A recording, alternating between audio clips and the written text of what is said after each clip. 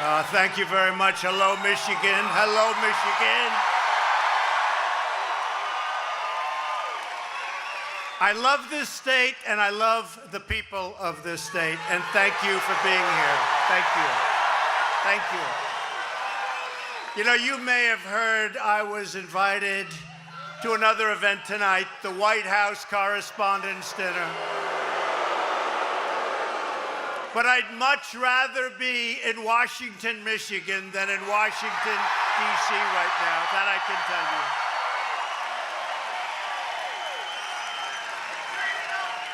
Great people. Thank you for that incredible support. And by the way, you want to see a lot of people, go outside. We could have filled this place up probably 5 or 6 times. You see what's going on. Thank you.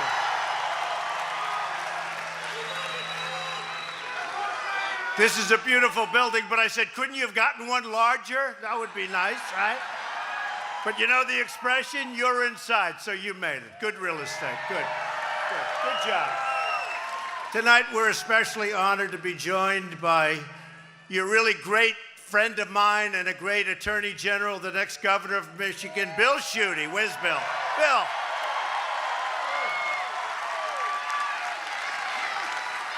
Where's Bill? Where? All right, Bill, wherever the hell he is, right? Bill Schuette. We also welcome members of Congress, Paul Mitchell, Jack Berkman, and John Molinar. Where are they? Thank you, fellas. These are great people. And I want to thank Chris McAnally and the Total Sports Park team for hosting us tonight. Thank you. I wish you could have given us a larger arena, but what are you going to do, right? Thank you, fellas. Finally, we have to thank a very special person in all of our lives because he shouted out Melania. That's true. That's true. That's true. Because our amazing chairwoman, the Republican National Committee, Ronna McDaniel, she's done some job, and if you remember, she ran the state of Michigan, and who won the state of Michigan after decades? I remember that night, you know, it's been a long time since the Republicans won Michigan, and they said, Donald Trump has won the state of Michigan. Remember that?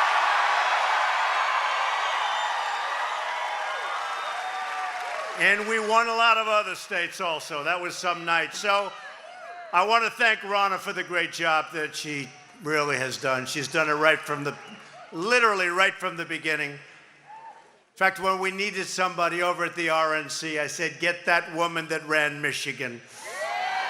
We need to elect more Republicans so we can protect our cities, defend our borders, grow our economy, and continue to make America great again. And that's what we're doing. We're doing some job. We're all doing it together. But you see what's happening with regulations, with massive tax cuts, with judges.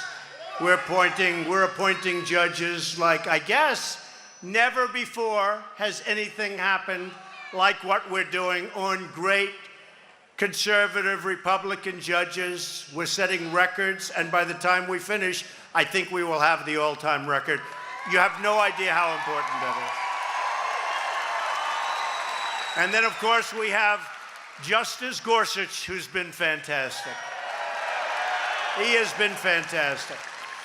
Everyone here tonight is united by the same timeless American values. We defend our Constitution, we support the rule of law, and we support the heroes of law enforcement.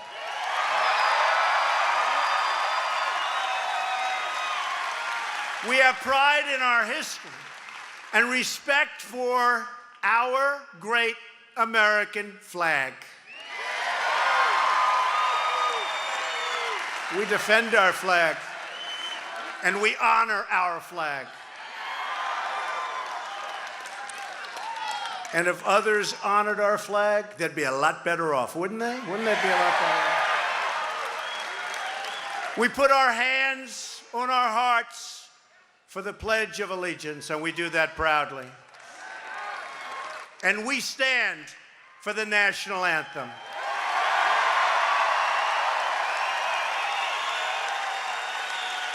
We believe that a strong nation must have strong borders.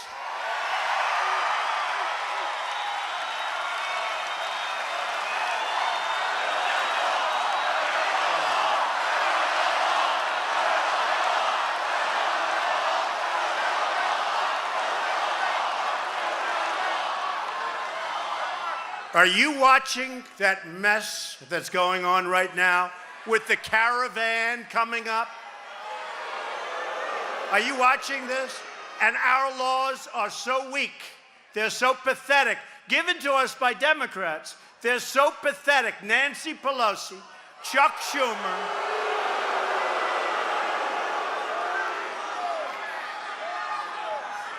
And let me tell you, we've gotten Mexico to work with us on stopping a lot of what's pouring in, but we have the worst laws anywhere in the world.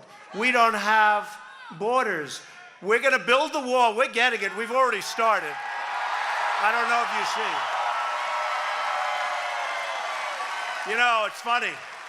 So San Diego, they're being just overrun. Great place. But they're being overrun by people pouring. So they're begging us for a wall. So we have the money. It's all funded in San Diego. And those people really want it. And I said, let's not do it there. Let's let them put pressure on Governor Jerry Brown. Moonbeam. Moonbeam. So we started the wall. And it's being built in San Diego. Beautiful job. They're doing a great job. And I said, you know, if we stop that wall, all the people in San Diego are going to put a lot of pressure. And I said, well, let's see about that. So I said, how much would it cost to stop the wall? Sir, it'll cost $7 million in extras. I can't pay the extras. I hate extras, right? So we're building the wall. But San Diego wants the wall. It's going up. And honestly, seriously, they would have put a lot of pressure in California. If you look at what's going on with sanctuary cities now, all over California especially. California, the home of sanctuary cities. The home of sanctuary cities. But you see what's going on? Where areas, big areas, they don't want sanctuary cities. They want to be safe. They don't want them. So we've started, we have $1.6 billion. And this last budget, just so you understand, we had to fund our military, folks.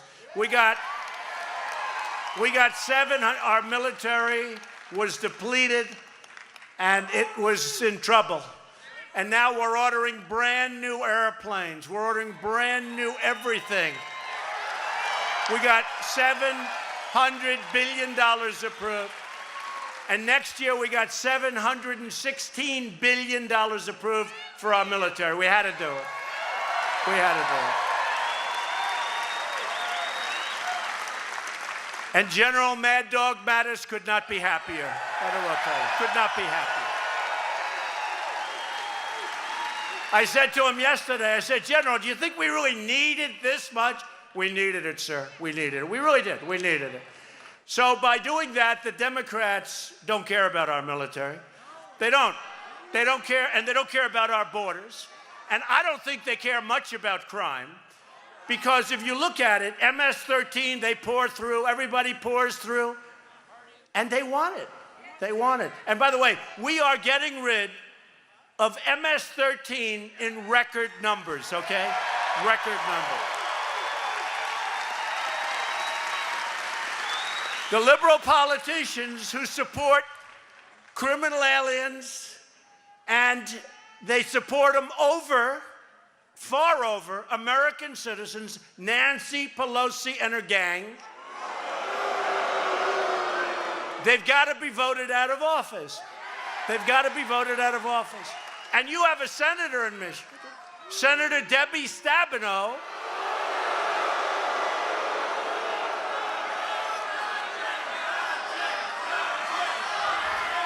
She voted against Kate's law. She voted against tax cuts. She votes against borders. She wants people to flow into the country, and you people just keep putting her back again and again and again. It's your fault. So you got to get to the poll. And we have some great people running. The primary is going to be over with soon, but we have some great people. And honestly, if you want the borders to be secure, if you want to keep those big tax, how have you done with the tax cuts, by the way? Okay. And not only the tax cuts, the jobs that have been created, the jobs, unemployment. Let me tell you, our country is doing great. You know, the stock market, which is not really the all-time indicator, because the country's actually doing much better than the stock market, but the stock market is up almost 35% since the election. But the country's doing actually even better than that. You know what bothers the stock market? I would have been up 60%, but I have to do things. You know what I have to do? I can't let other countries take advantage of us, okay? I can't. So we're doing trade deals, and a lot of these folks in Washington, please don't do that. I said, wait a minute, we have a horrible deal on this one, on that one, I won't even mention. We love you, Trump! I love you too.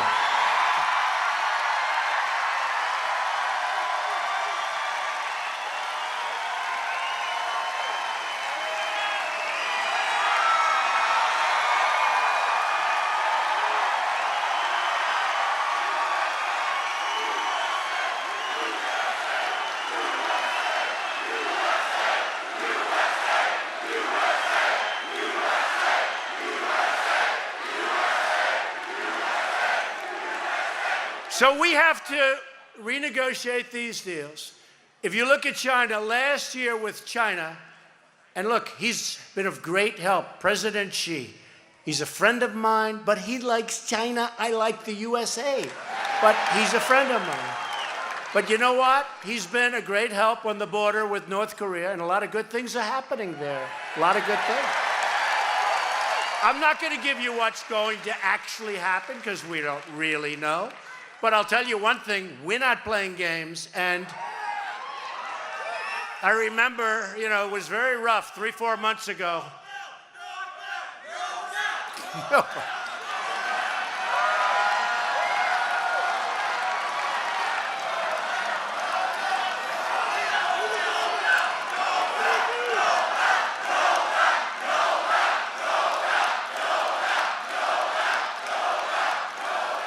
That's very nice, thank you.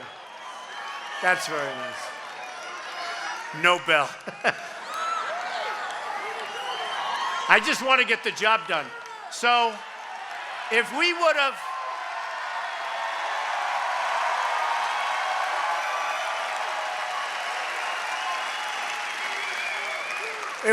said where we are today from 3 or 4 months ago, remember they were saying, he's going to get us into nuclear war, they said. Nuclear. No. Strength is going to keep us out of nuclear war, not going to get us in. So we're doing very well. I spoke to the president this morning of South Korea for a long time. They just had a very good meeting. He gives us tremendous credit. He gives us all the credit. I mean, as President Moon of South Korea, you know, it started with the Olympics because, frankly, the Olympics was not going to have a lot of people. And all of a sudden, North Korea called in and said, you know, we'd love to participate in the Olympics. Everyone said, excuse me? But that was a good thing. It was a great thing. And they went from having a real potential disaster. You know, they worked on it for 15 years to make it great. And they did a great job. South Korea did a great job, but they didn't have people. Who's going to go? All of a sudden, they had a tremendous Olympics, very, very successful. And we are doing things that are good. I think we'll have a meeting over the next 3 or 4 weeks. It's going to be a very important meeting. The denuclearization of the Korean Peninsula of North Korea. The denuke.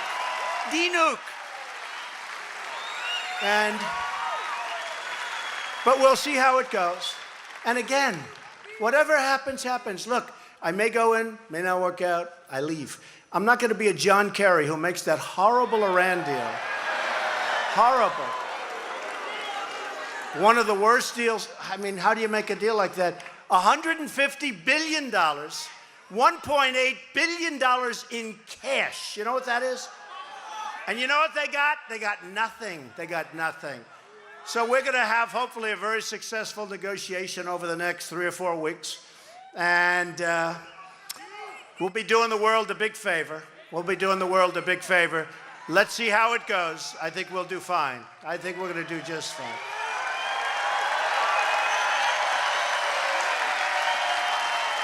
I had one of the fake news groups this morning.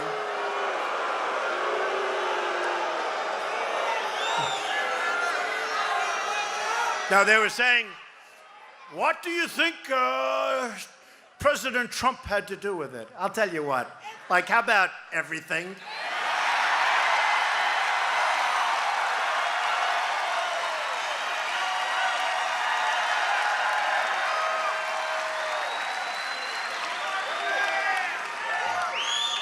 And even President Moon says that, and he's been great. And I'll tell you what, it's going to be an interesting period of time. We had a very interesting thing happen over the last few days.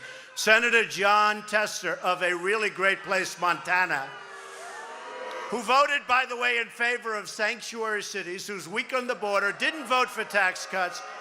He took a gentleman who is a truly high-quality human being. And what they said about him, what they said about this great American Dr. Ronnie Jackson, an admiral in the Navy.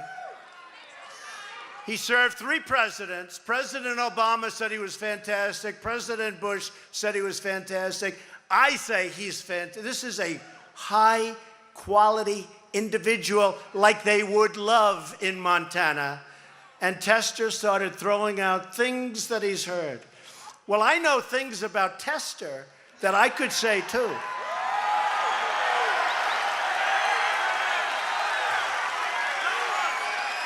And if I said them, he'd never be elected again.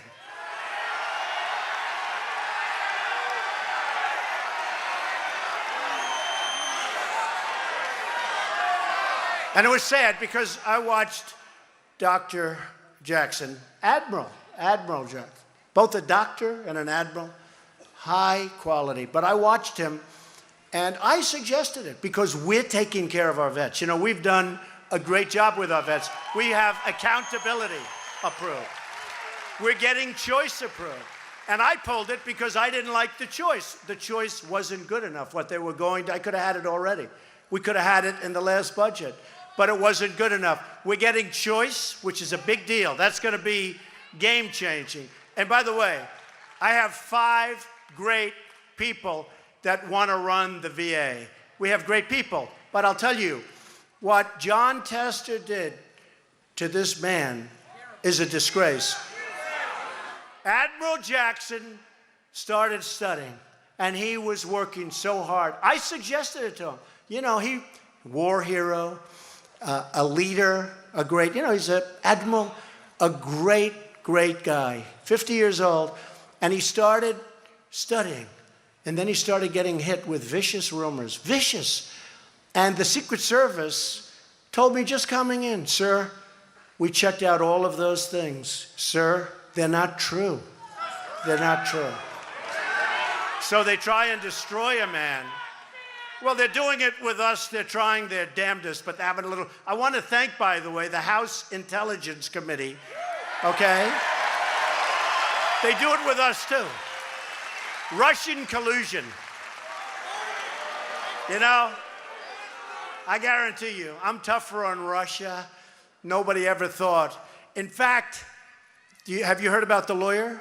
For a year, a woman lawyer, she was like, oh, I know nothing, no. Now, all of a sudden, she supposedly is involved with government. You know why?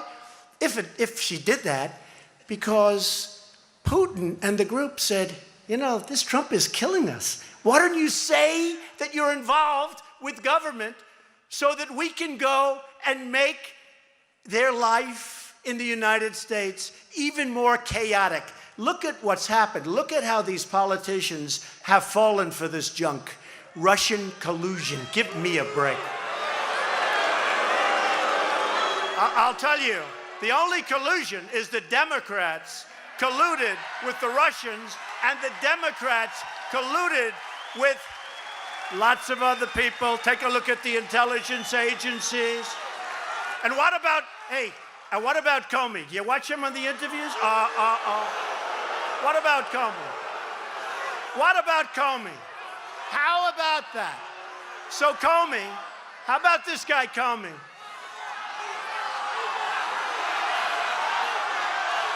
He said the other night, the fake, dirty dossier, he said the other night on Fox, he said very strongly, no, I didn't know that it was paid for by the Democrats and Hillary Clinton. He didn't know.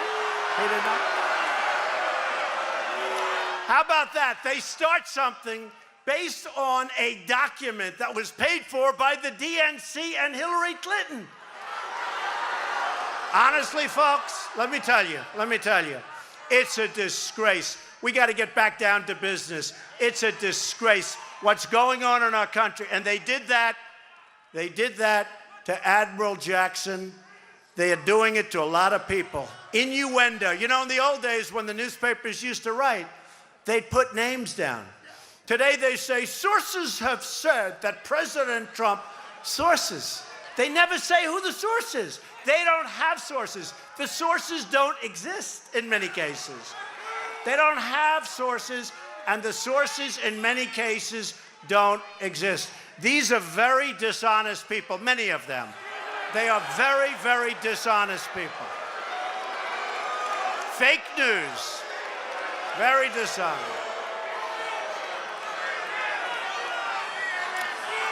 But you watch Comey, and you watch the way he lies. And then he's got the memos. I wonder when he wrote the memos, right? Then he's got the memos, and he puts them up.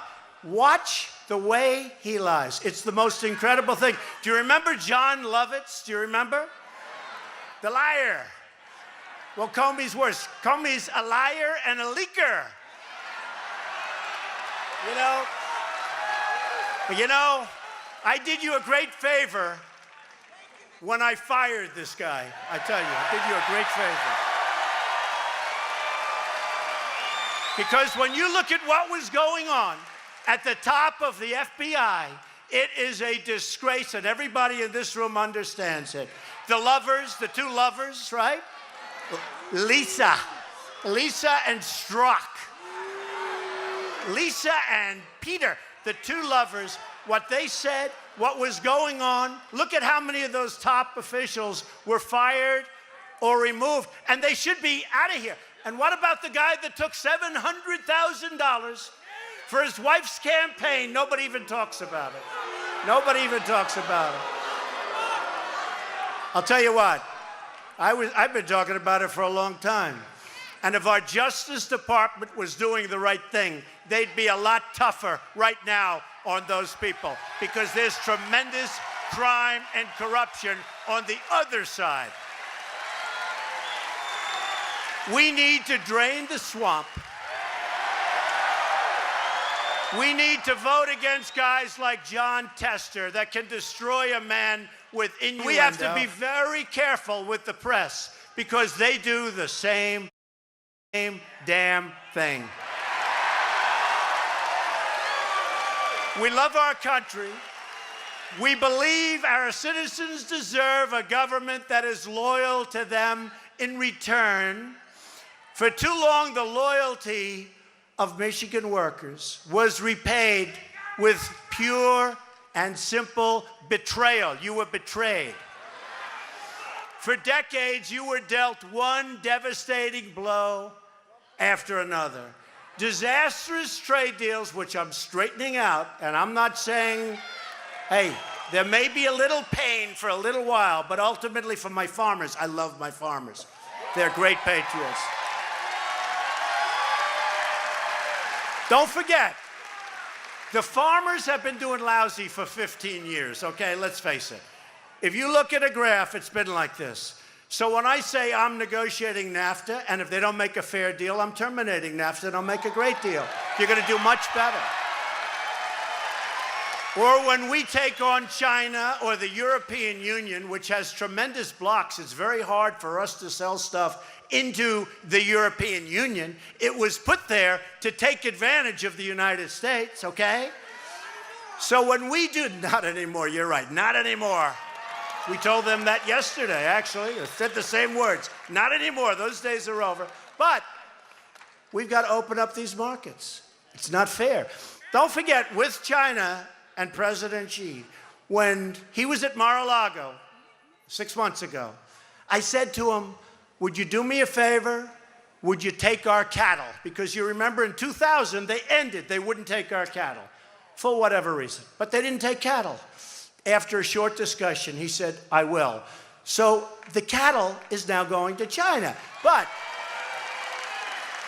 And plenty of other things. And he said last week in a speech, he is going to start opening up China. But it's not enough. It's not enough. When we lose $500 billion a year, and that's in a trade deficit, when we lose hundreds of billions of dollars in intellectual property theft, not only China, but others, we have to stop it. We can't allow this to happen. So in a certain way, I call people patriots, because it's short term, you may have to take some problems. Long term, you're going to be so happy. You're going to be so happy.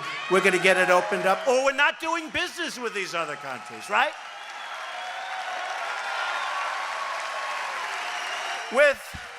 With the European Union last year, you know, it sounds so nice, the European Union.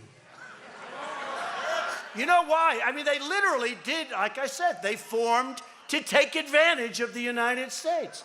And I don't blame them. You know what? I don't blame them. I don't blame President Xi. I don't blame Prime Minister Abe of Japan. I don't blame the heads of these countries for taking advantage of us. I blame past presidents and past leaders of our country.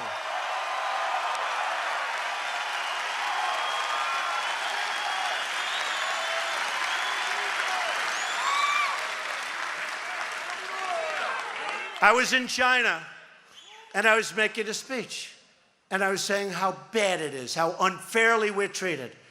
And I'm in front of thousands of people from China. And I could see the mood was getting dark, and I have President Xi over here, and I realized I was going point after point how bad it is for us, how good it is for them. They became a major power since the World Trade Organization, which is a horror show for us, horrible. And I looked at President Xi, and he's the boss. He's the guy. I said, but it's not your fault. It's not your fault. It's the fault of the representatives of the United States who allowed you to get away with it. I don't blame you, right? Right? I don't blame you. And it went out, and that's the way I feel about it. I told Abe the other day, Prime Minister, great guy. They send us millions of cars. We send them wheat, and they don't take it. They don't even want it. We send them cattle. You know what they do? They charge us 50% when we send them cattle, 35% on farm products, but they don't take many because their farmers don't want it. So they're not taking your product. But when they send their cars over, we charge them almost nothing. Let me give you a great example. It's so simple. China. So when they send a car into the United States, of which they send many, including parts, and you people know something about the car industry, because I'm bringing it back to the state of Michigan, right? So I'm bringing it back. And, you know, Chrysler's moving back to Michigan from Mexico. You saw that. Some of you are beneficiaries of that one. Thousands of jobs. We have many, many car companies. You see what's going on. Toyota, many companies are opening up in Michigan. The cars are coming back to Michigan. The plants are coming back.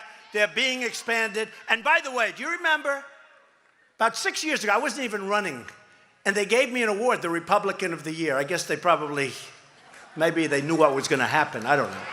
I wasn't running a long time ago. And I made a speech in Michigan thanking them for the award, saying how horrible, how did you let this happen, where all of these plants closed, moved to Mexico, they build the cars in Mexico, they sell them across the border, no tax, we lose the jobs, we lose the taxes, we lose everything. How did anybody let this happen? And guess what? Not happening anymore, folks. It's not happening. So now they're moving back. Now they're moving back. But let me give you an example. So China, great people. By the way, great people, great country, great leader. But when they sell a car into the United States, they pay 2.5% tax. When we sell a car into China, number one, they don't want it because they have barriers, so they won't take it. But if they took it, it's a 25% tax, okay? So think of it. So they have a tax that's 10 times higher. Now, what they say is, we don't want your cars, we have a barrier, but if we take them, it's 25%. So we're 2.5, 25. So far, it doesn't sound good. But what's really bad is they say, we won't take your cars, we want you to build your factories in China and make the cars there. Okay, all right. But you know what? Why are they wrong? Because now we're doing that also, okay? Build your factories here if you want to sell cars in the United States. Let them build them in Michigan, right? Michigan. And Ohio and Pennsylvania. You see what's happening. You see what's happening. We're really coming back. And by the way, ahead of schedule. You know, I've only been here for 15 months. We have a lot of things happening. There has been, and I don't say this hopefully in a braggadocious, I say it as a fact. There has been, even some of these people back there agree with this one, although they try like hell. They try. But nobody in the first year of office has done what we've done. It's not me, it's we. We. The first year, regulations, tax cuts, judges. You look at what we've done, nobody's done what we've done. And in fact, you know, just in coming over, your great congressmen are in the back of the car. Do you know what the sulaks are? Sulaks? Well, the sulaks are going to hell. You know that, right? And we're going to get them fixed up. We're going to get them fixed up. And for the farmers, okay, it's going to get good. And we're going to let your guest workers come in because we're going to have strong borders, but we have to have your workers come in. You know, the unemployment picture is so good, it's so strong, that we have to let people come in. They're going to be guest workers. They're going to come in. They're going to work on your farms. We're going to have the H-2Bs come in. We're going to have a lot of things happening, but then they have to go out. Then they have to go out. But we're going to let them in because you need them. You need them. In Wisconsin, I was very instrumental in getting Foxconn to come. A friend of mine, great guy, fantastic. They make a lot of the Apple iPhones and they make almost all of it. I mean, they are really an incredible company. They're building a fantastic plant, and it's under construction now. And they're going out and they're recruiting and they're getting people and they're doing it professionally. But we need people to be able to come into our country, do your jobs, help you on the farms, and then they go out. They're going to leave. Guest workers. We're going to take care of that. Guest workers. Don't we agree? We have to have them. We have to have them. After years of rebuilding other countries, we're finally going to rebuild our country, okay? It's about time.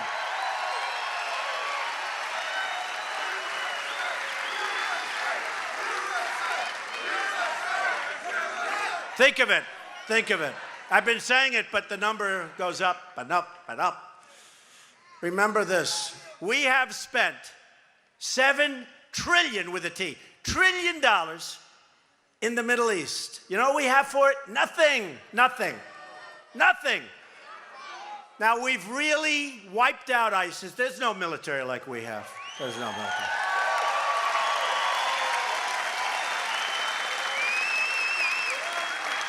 And now I've asked some of the richest countries in the world, sorry, folks, you got to pay for this. You know, we're tired. We don't want to pay. And we'll work with them, and we'll stop the trip to the Mediterranean for the enemies. We'll do lots of things. But we got to come home. We're going to let people there. We're going to have those people pay. They got to pay. They got so much money, they don't know what to do with it. They're rolling in money. And nobody, I've been asking them, by the way. I've been asking. I'll give you a little story. I gave it the other day, but nobody reports it. So, you know, I said we're going to move the embassy to Jerusalem, right? Right? So a month ago, they come into my office with an order. Sir, I have an order. What's the order? Sir, we're going to build the embassy. I said, where? In Jerusalem, sir. Okay, good. How much?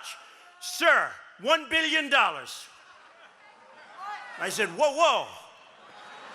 And I had the thing half signed. You got to see this. It's signed Donald. And then it stopped, and then I put a big X over the Donald.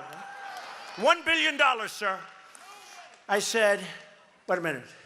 We're going to spend $1 billion building essentially a one-story building. We're going to spend $1 billion. So I called my guy, the ambassador to Israel. His name David Friedman. Well, you know him. He was one of the biggest, smartest lawyers, a deal lawyer, one of the biggest in New York, represented me over the years. He's just an incredible lawyer. And he loves Israel. He loves our country. But he does. He loves Israel. He's very proud of Israel, very important to him. And I said, you know, David, let's see if you can make peace. But part of it is, let's see about this. So I called him. I said, David, I'm not spending $1 billion on an embassy. No, sir, you don't have to. I said, what do you mean? I think I can do it for $150,000. I said, what? I said, $150,000? He said, yeah, we have a great site. They were going to buy a site. We have a great site, the best site.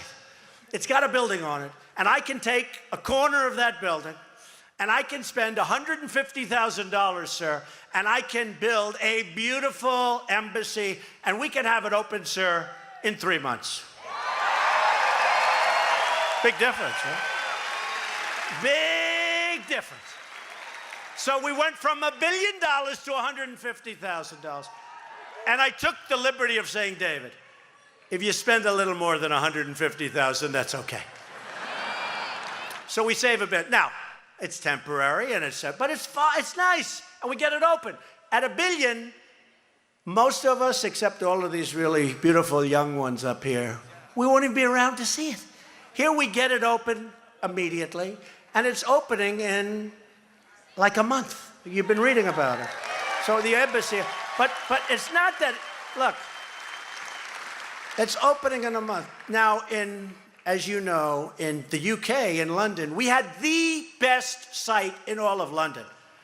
The best site. Well, some genius said, we're going to sell the site, and then we're going to take the money and build a new embassy.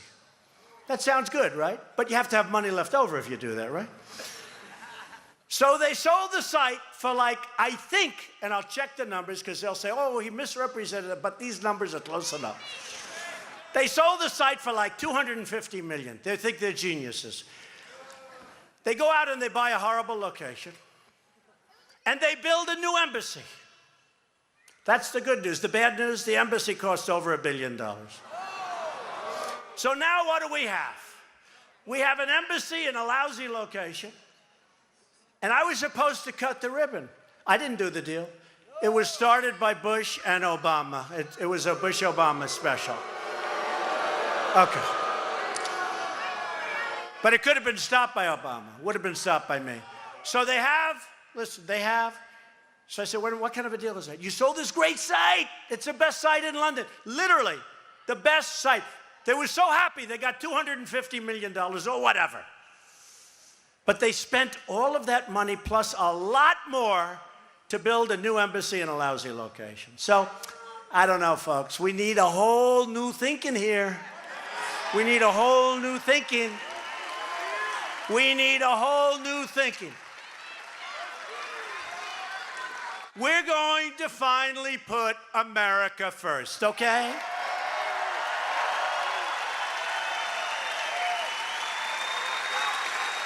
Since the election, we've created more than 3 million jobs, including 300,000 new jobs in manufacturing. We love manufacturing.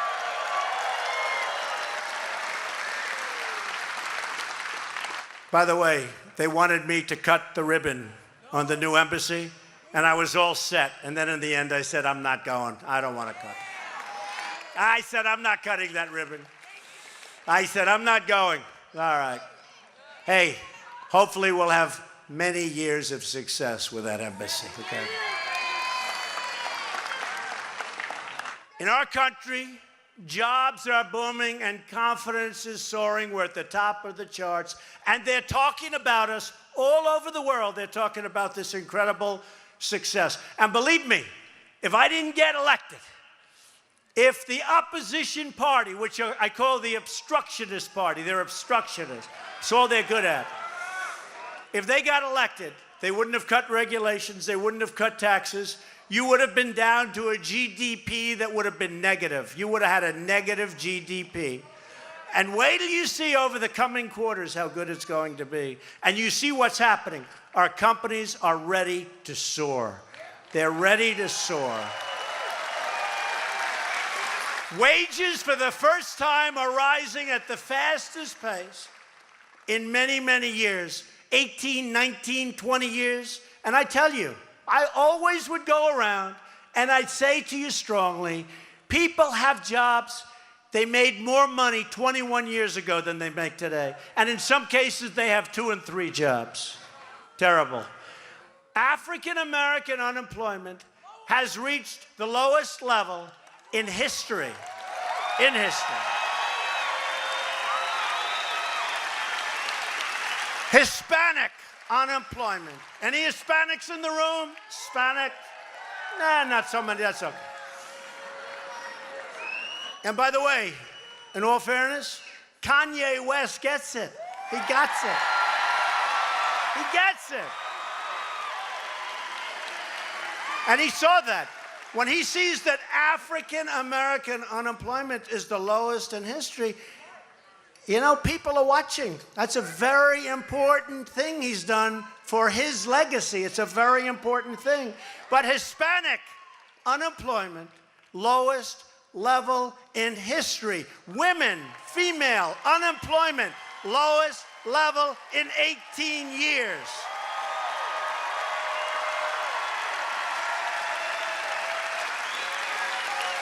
And wages are going up for the first time in many, many years. That's great.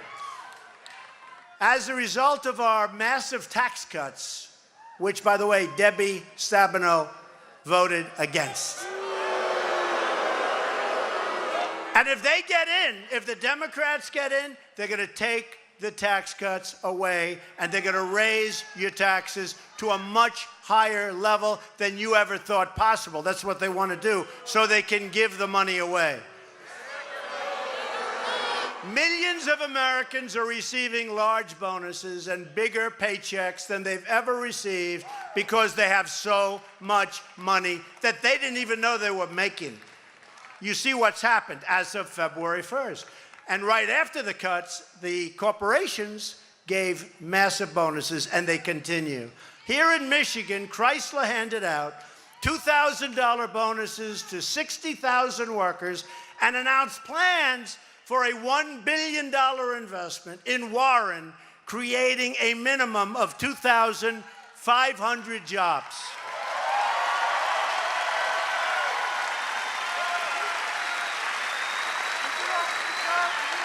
They're now leaving other countries, and they're coming back to Michigan. Remember, I told you that 5 or 6 years ago.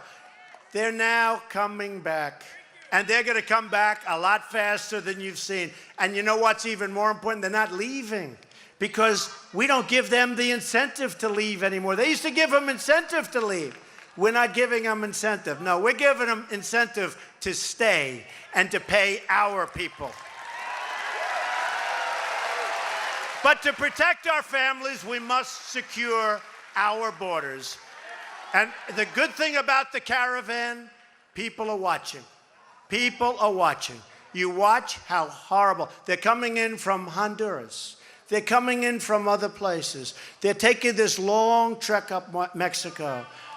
We want Mexico to help us, and we have to demand it, but Mexico's going to help us. But there's still hundreds of people that out of maybe 2,000, there's still hundreds of people. And our laws are so corrupt and so stupid. I call them the dumbest immigration laws anywhere on earth. If a person puts their foot over the line, we have to take them into our country. We have to register them. We then have to ask them a couple of questions. Lawyers are telling them what to say, how unsafe they are. And once they say that, we have to let them go to come back to court in like a year. Only one problem: they don't come back. Okay, that's the end. Welcome to the United States. This is the law. And we have at the border the greatest people, the Border Patrol, the ICE agents. These are great people. These are great people. And the laws are so corrupt. They're so corrupt. And you know, one of the reasons they do it is because the Democrats actually feel, and they're probably right, that all of these people that are pouring across are going to vote for Democrats. They're not going to vote for Republicans. They're going to vote no matter what we do. They're going to vote. So there is a theory that they do it for that. They do it for a lot of reasons. A lot of times they don't even know what they're doing. They don't even know why they're doing it. But we have to have borders, and we have to have them fast. And we need security. We need the wall. We're going to have it all. And again, that wall has started. We got $1.6 billion. We come up again on September 28th. And if we don't get border security, we'll have no choice. We'll close down the country because we need border security.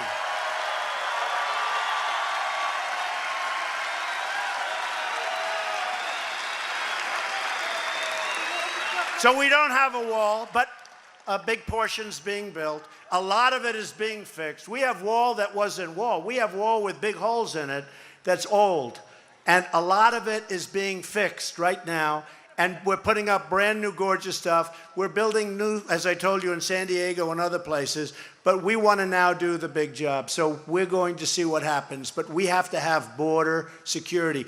The one good thing, watch the caravan. Watch how sad and terrible it is, including for those people, because they come up and the crime that they inflict on themselves and that others inflict on them, it's a horrible, dangerous journey for them. And they come up because they know once they get here, they can walk right into our country. We have the greatest people on earth, and they can't do anything because the laws are corrupt. The laws are corrupt. So we have fought to secure our border, but Democrats in Congress, Nancy Pelosi, Schumer, they've opposed us at every stop and every step. They've opposed every effort to close the loopholes, to keep the violent criminals like MS-13 the hell out of our country, and to stop the flow of illegal immigrants and drugs which are pouring into our country. And we've done a great job, and the numbers are great. But, you know, part of the problem is people are smart, and they see how ridiculous these laws are. They know if they can get anywhere near, once they touch our ground, it's called welcome to the United States. How crazy is it? How crazy are we to allow this? So I will tell you, the Republicans are working hard. And Debbie Stabenow is one of the leaders for weak borders and letting people in. So I don't know how she gets elected. A vote for a Democrat in November is a vote for open borders and crime. It's very simple. It's also a vote for much higher taxes.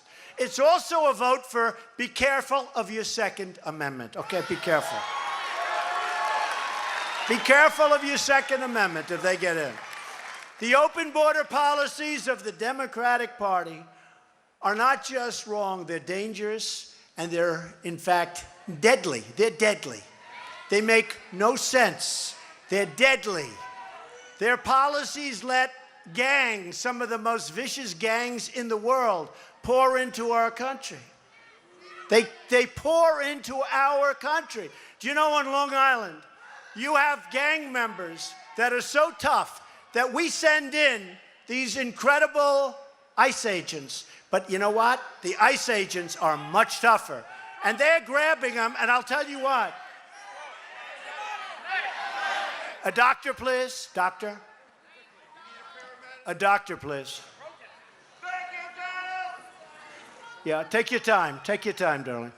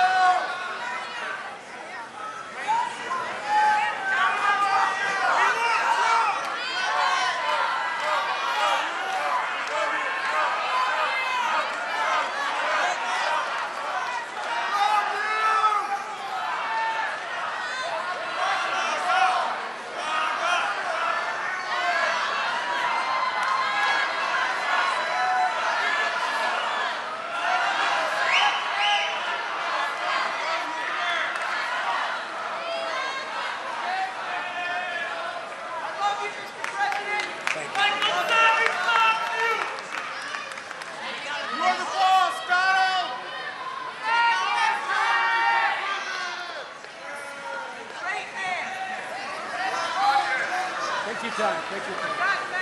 We love you, Donald Trump.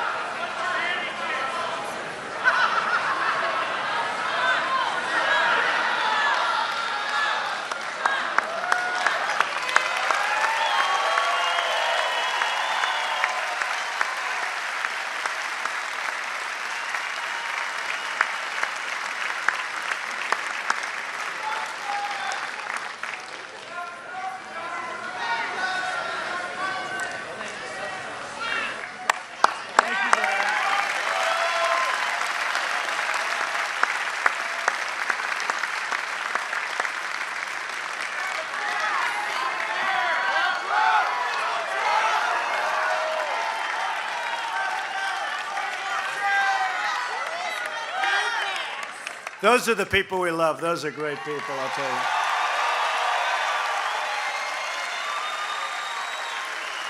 And the doctors, thank you, doctor. Thank you. Great job. Amazing. What people we have. What people we have.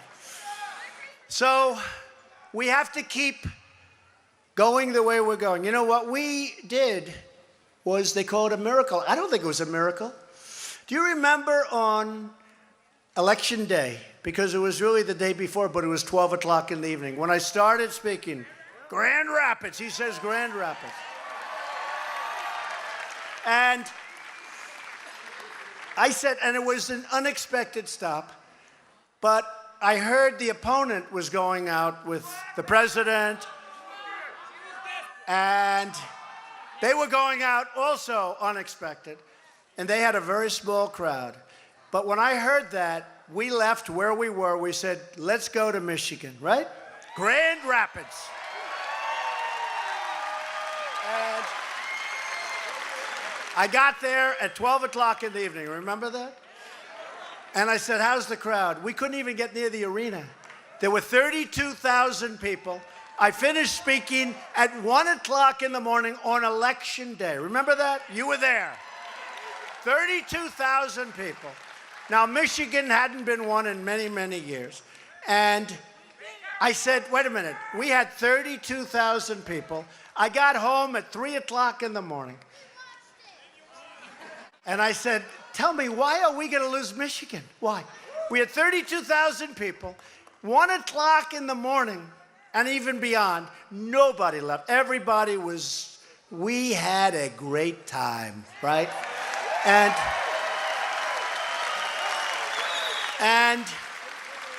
I said, so why are we going to lose Michigan? And they said, because the Republicans lose Michigan. I said, wait a minute. I'm bringing the cars back. I'm bringing the plants back. I'm bringing the jobs back. We're going to win Michigan. And we won Michigan, I think, quite easily. Right? Remember that?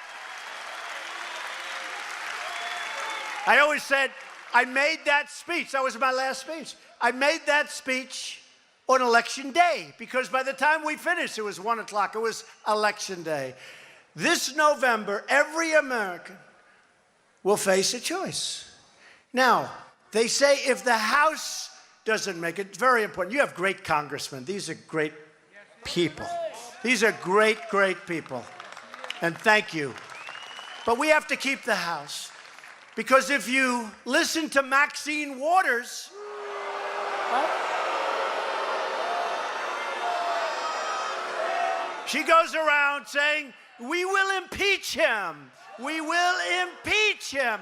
Then people said, but he hasn't done anything wrong. Oh, that doesn't matter. We will impeach the president. So I don't think we're going to have a lot of happy people if that happens. I think it's going to be a little bit tough. But she goes around, and some others, we will impeach him. Doesn't matter if you do anything right or wrong. They want to do that. We got to win the House. And you know what? We're going to win anyway. But we're going to win the House. We're going to win the House. Now, historically, when you win the presidency, the person that wins, the party that wins, does poorly in what they call the midterms. And the reason is, I guess, you take it easy a little bit, right? Something happens. I guess it's 93, 94% of the time. This is over a long period of time. I don't know what you get. You know what it is? You get complacent. We cannot be complacent. We got to go out, right? We got to go out. We got to go out, and we got to fight like hell, and we got to win the House, and we got to win the Senate. And I think we're going to do great in the Senate, and I think we're going to do great in the House, because the economy is so good. The economy is so good. And because if you look at us all around the world, we're respected again. We're not pushovers anymore. We're not pushovers. You saw the president of France. He came in, great guy. Chancellor Merkel came in yesterday from Germany. Now, it'll all be fine. Look, again, don't blame them. Blame the people that used to stand here with much smaller crowds, but that's okay. Blame your American presidents and your American representatives. But it's not happening anymore. We're respected again. As a nation, we're respected. We're not the patsies anymore. We're not the pushovers anymore.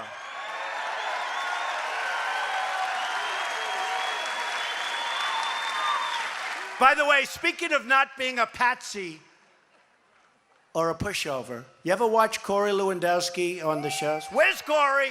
Corey. And David Bossie.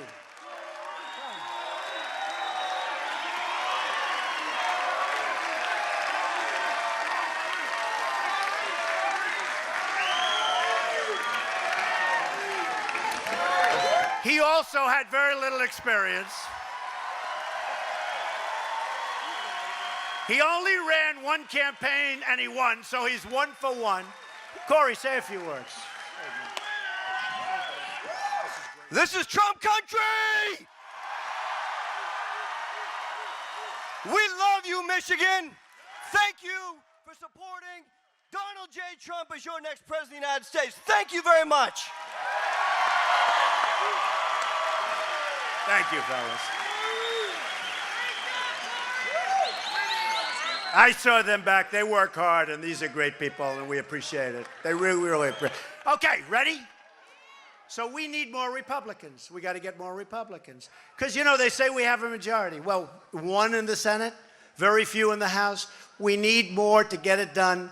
We're going to get it done one way or the other, but we need more with your help. We're going to elect more Republicans, and we're going to deliver even more. Now, again, other than health care, which, frankly, we got rid of the individual mandate, which is the worst part of Obamacare. We're doing association health care very soon. It's coming out over the next couple of weeks, which is going to be incredible, where you're going to buy great health care, highly competitive. Remember, I used to talk during the debates, get rid of the state lines. We're getting rid of the state lines. You'll be able to go out in groups and buy great health care at a very low and competitive price. And essentially, we are getting rid of Obamacare. Some people would say, essentially, we've gotten rid of it. But you no longer have the individual mandate. You remember what that is. That's where you had the privilege, a privilege of going out and spending a lot of money so that you had the second privilege of not having to buy health care. So you paid for the privilege of not buying health care. We got rid of it in the tax cut plan. Big thing. Big thing. That was so unconstitutional. But that was the worst part of Obamacare. We got rid of that. And you see what's going on. And we're really producing. And except for one vote. Remember the one vote?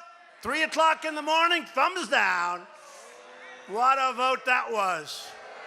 What a vote that was.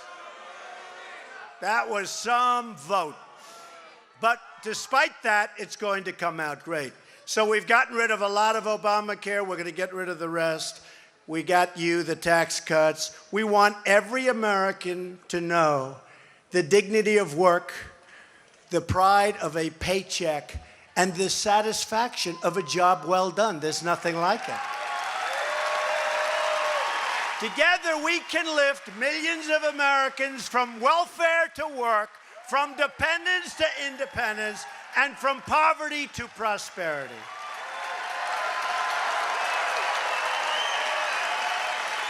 We're supporting job training, and we're supporting vocational schools, right? Vocational. You know, I said to the guys, I said, these community colleges, they're wonderful, but nobody knows really what a community college is. When I was growing up, we had things called vocational schools. And I'd go to a school, and I'd be sitting next to a guy. I never looked at his papers because he didn't do well. And on the other side, I'd have somebody not too good. But you know what? They could take an engine apart blindfolded and fix it. They could build a brick wall better than all of the guys in the class and gals together. They could do things that nobody else could do. And nobody knows what a community college is. We're going to start using, and we had this, vocational schools where you learn trades, and you'll do it, and you'll love it, and you'll make much more money than anything else you can do, right?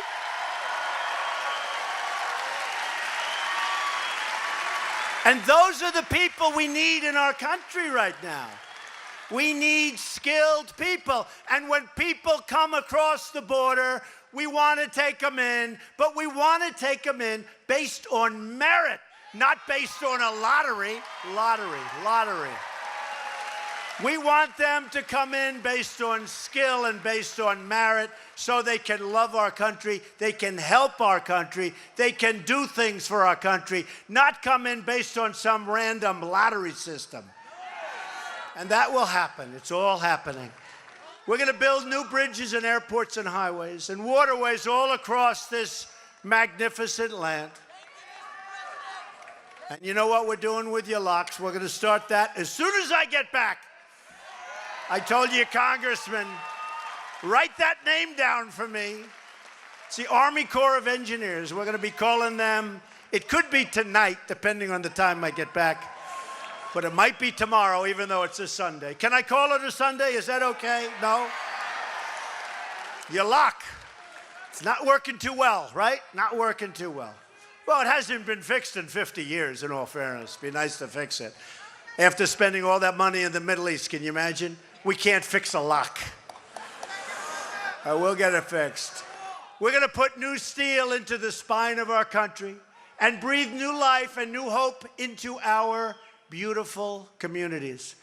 And in everything we do and every decision we make, we will stand up and we're going to be proud. You know what? We're going to be proud of America again.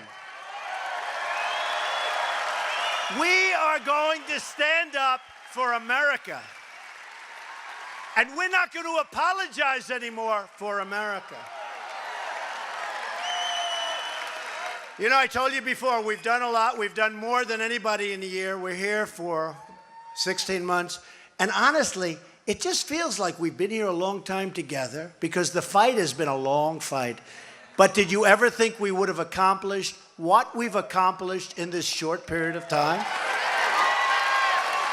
Do you know, part of the problem the country had, and one of the reasons our jobs are doing so well, our companies are doing so well, wages are going up, because we had regulations which were staggering. It would take 20 years to get a highway or a roadway approved environmentally. It would take years and years to get the simplest permits. I got rid of those rules and regulations. And by the way, we're going to have crystal clean water. We're going to have beautiful, clean air. We're going to be great. We're going to reject people if they don't have the right project. But projects aren't going to take 18 years to get approved. And then in many cases, it's thumbs down after working 18 years. No, we're going to get it done. We're going to stand up for places like Detroit that need help. We're going to stand up. And we're going to stand up for great states like Michigan. And we've done that. This is the state where Henry Ford invented the assembly line. This is it. It's the state that gave us Motown, the Mustang, and the might of the American Midwest. It's a great state. It is where generations of proud workers at General Motors and Chrysler and Kellogg transformed our nation and changed the entire world. We were the leader, and now we're the leader again, and everybody is seeing it. And don't forget this, we have increased the values over the last 16 months tremendously. We are almost twice the size of the next largest economy. Remember that. Don't forget that. Don't forget that. And we're going to be growing very fast.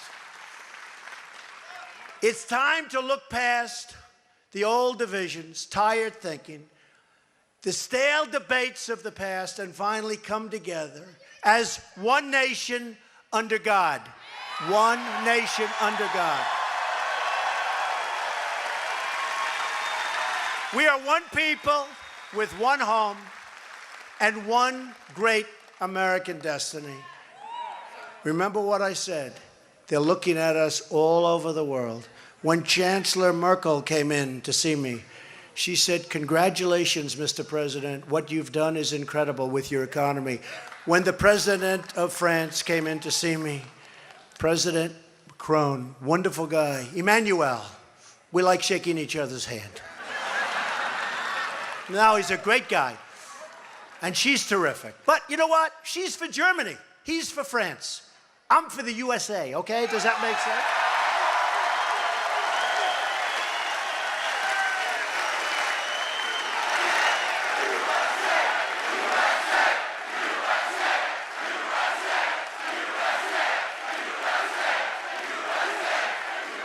But when Emmanuel came in, and when Angela came in, they said, amazing, congratulations. What we've done in a short period of time is incredible. So regulations. We've cut more regulations in this 15 to 16 months than any other president has cut in 4 years, 8 years, or as you know, FDR, in one case, 16 years. And it's not even close.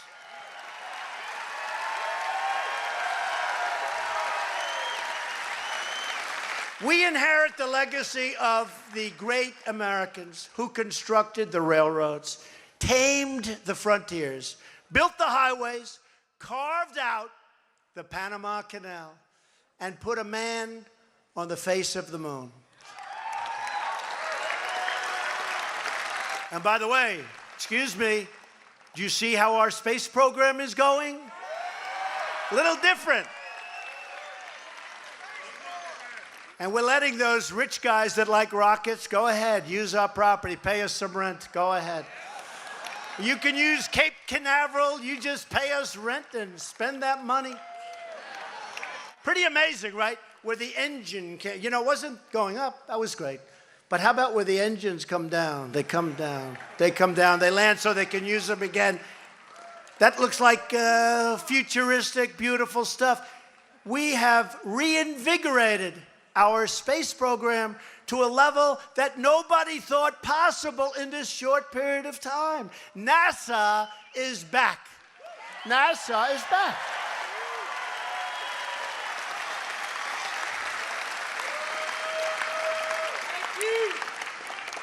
And Mars is waiting for us, Great. You know what it is? It's great. It's science, important. Very important militarily, folks. Very important. We have the best military. We have the best military in the world. We're going to have a military, the likes of which nobody has ever had, the best that we've ever had by far. And these are the times when you want to have a very powerful military. You don't want to have to use it, but you have to have it. We stand on the shoulders of patriots who poured out their sweat and blood and tears for our country, for our flag, and for our God. As long as we are proud of who we are and what we're fighting for, there is nothing beyond our reach. There's nothing. Look what happened to us, right? Here we are. Look what happened to us. A poll came out the other day. Rasmussen, I was at 51%. And then they said, you don't read about that. You never hear them talking. You watch this fake CNN. Well, the polls. Do you ever notice? They're always talking. You ever notice CNN? Well, he's not very popular. They were saying that before the last election victory. And now we're much higher than that. But they said 51%. And then some genius analyst said, but he's got at least 10% of the people that don't want to say they're voting for him. And you know what I say to that? We'll take them anyway, whatever it takes. Huh? I don't know if it's an insult or not, but you know what? We love those people. Because those people came out in the last election and they said, don't talk to us. We'd like to know, how are you voting? Don't talk to me. They go in, Trump, they come out. Remember the exit polls? The exit polls, they come out. Who did you vote for? None of your business. 100% those people are for Trump. We love those people. We love them. We love those people. There was a mayor of a certain city.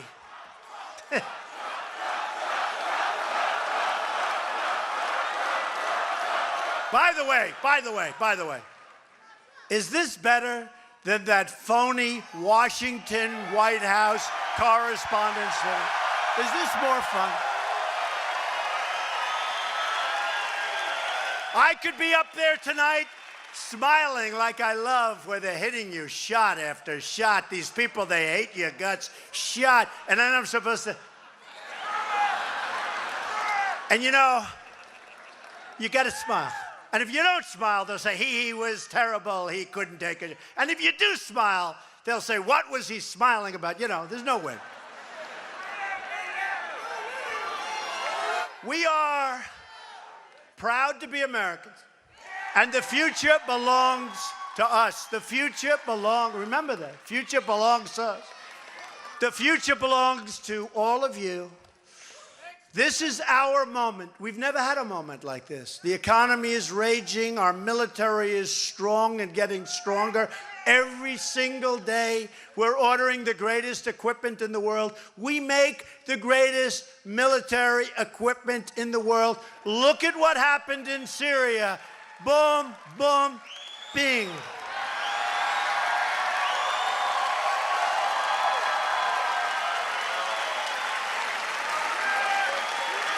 You know, after the attack, we had to do that. People cannot use gas. Frankly, they shouldn't use anything. But they can't drop the gas, and it was gas.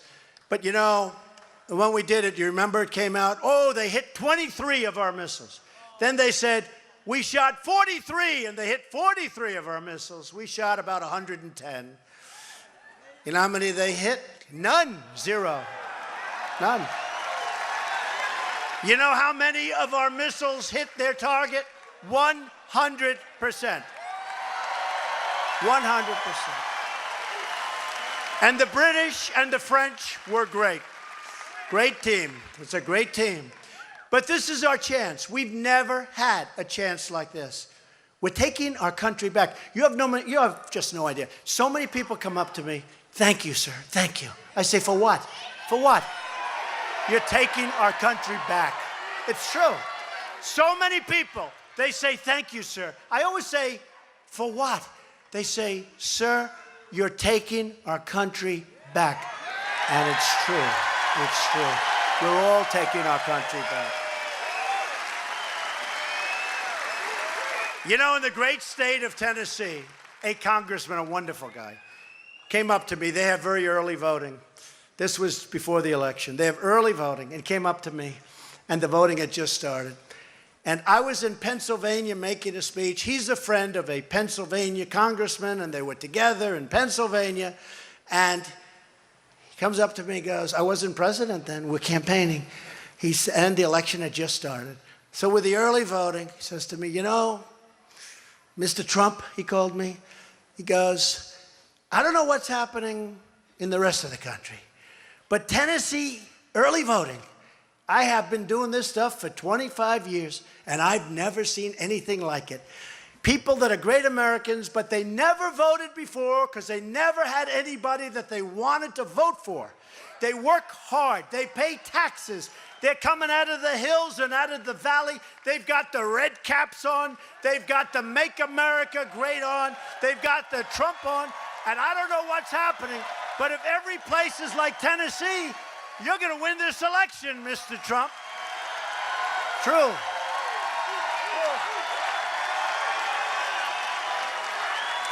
So true. He said, I've never seen anything like it. And you know what? We're higher now than we were on Election Day. We're higher now. Because now people are seeing the results. It's actually easier because people are actually seeing the result. Before I said, I'm going to do this, I'm going to do that, we're going to get a tax cut, we're going to get rid of the individual mandate, we're going to do all these things. Judges, regulations. Now, I've done it.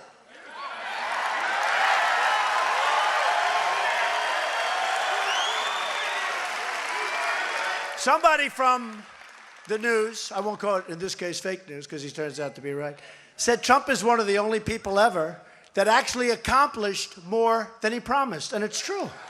I'm a politician, I guess, but I accomplished more than I promised, and I'm doing it for you. Our great journey together is just beginning. So with love in our hearts and hope in our souls, I say these words again. You've heard them before. You've liked them before. We can't say them too much. Because together we will make America strong again. Together we will make America wealthy again. Together we will make America proud again. We will make America safe again. And we will make America great again. Thank you, everybody. Thank you.